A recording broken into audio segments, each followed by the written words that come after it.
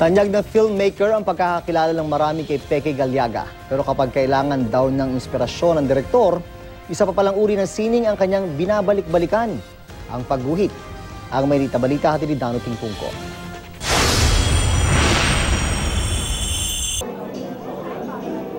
Ang simpleng larawan ng mga batang ito, maraming sinasabi at ikinakatok sa puso.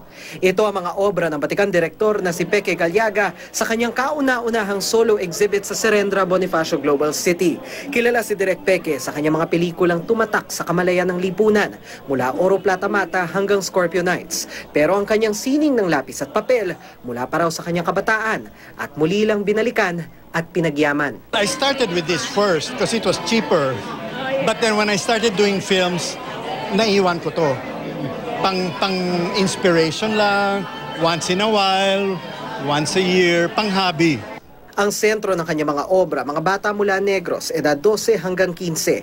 Sadyang hindi pinakita sa mga guhit ang pinagmulan at estado ng mga bata. Sa halip, ang makikita sa mga bata ang iba't ibang antas ng emosyon at inosenteng ganda. I chose 12 years old to 15 years old where their bodies are soft. And then I have rich kids, I have middle-class kids, and I have poor kids. Pero tinanggal ko yung mga props na ito pulubi, ito mayaman to. Star-studded ang formal na pagbubukas ng exhibit nitong Sabado ng gabi.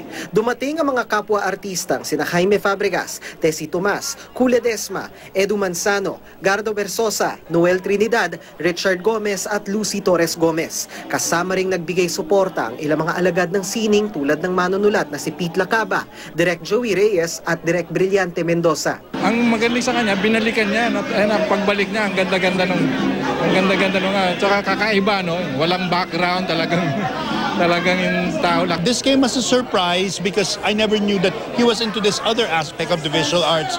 But at the same time, I'm not surprised that he should come up with drawings of such quality because this is Peke in his level of artistic excellence.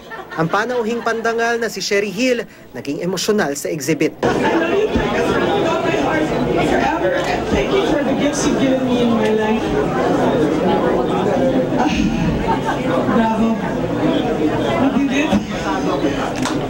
I think it's a full circle. It's a combination of what Peke and I have gone through together since I was 17. When we did Champoy, when we did Oro, when we did many others in between, and Ishmael Bernal films. He always believed in me. And no matter what, he never gave up. Up until now. Magtatagal ang Gray Matters exhibit ni Direk Peke sa Art Verite Gallery sa Serendra hanggang May 2. Dano Tingpungko, GMA News.